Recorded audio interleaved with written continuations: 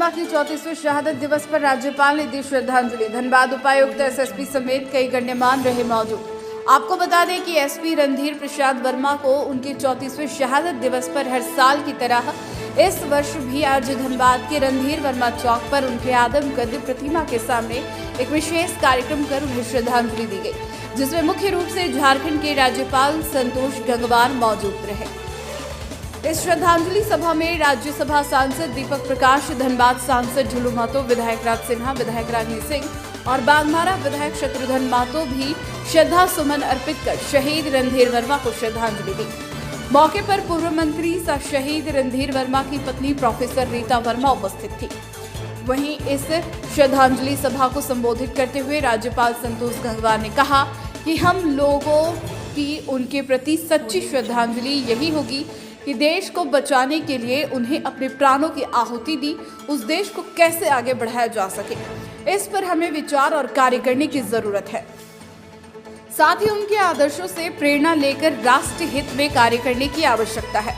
उन्होंने कहा कि झारखंड का गौरवपूर्ण इतिहास कहीं से भी बाकी अन्य राज्यों से कम नहीं है। देश की आजादी की लड़ाई हो या देश के दुश्मनों से लोहा लेने की बात, झारखंड हमेशा ही इसमें अपनी अग्रणी भूमिका निभाता रहा है। वहीं राज्यसभा सदस्य दीपक प्रकाश और सांसद ढुलू महतो ने कहा कि आज के पुलिस पदाधिकारियों और प्रशासनिक अधिकारियों को शहीद रणधीर वर्मा से प्रेरणा लेने की जरूरत है। सर, इससे वर्तमान पुलिस प्रशासन को प्रेरणा लेना चाहिए। किस तरह का प्रेरणा उनकी कार्यों का प्रेरणा, उनके क्षेत्र में पुलिस और पब्लिक के संबंध का प्रेरणा, मतलब प्रेरणा उनके जब यहाँ पे ज्वाइन करते हैं तो इनको आके इस प्रतिमा के सामने उनका प्रेरणा लेना चाहिए। मुझे सौभाग्य है कि बहन जी रीता वर्मा हमारे साथ लोकसभा में रही हैं। मैं 89 में पहली बार चुनकर आया था, उसके बाद मैं लगातार रहा हूँ लोकसभा में।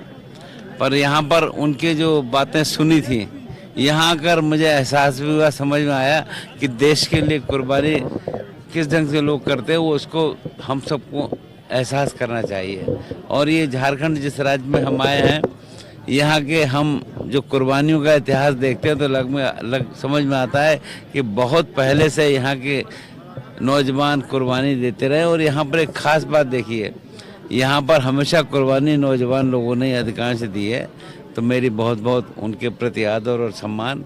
और वास्तव में रणधीर वर्मा जी ने आज़ादी के बाद जो मापदंड और जब खालिस्तानियों का मामला चल रहा था, क्योंकि हम उत्तर प्रदेश में उस स्थान के रहने वाले हैं जहाँ पर ये घटनाएं बहुत होती थी, तो हम अंदाज़ा ही लगा सकते हैं कि कुर्बानी के लिए कहना तो आसान होता है, पर कुर्बानी देना आसान नहीं होता है। हम सबकी समझ में आता है। तो मैं इनके प्रति अपनी श्रद्धांजलि। ऐसी तमाम खबरों के लिए हमारे चैनल हिंदलाइव.in को लाइक, शेयर एंड सब्सक्राइब जरूर करें।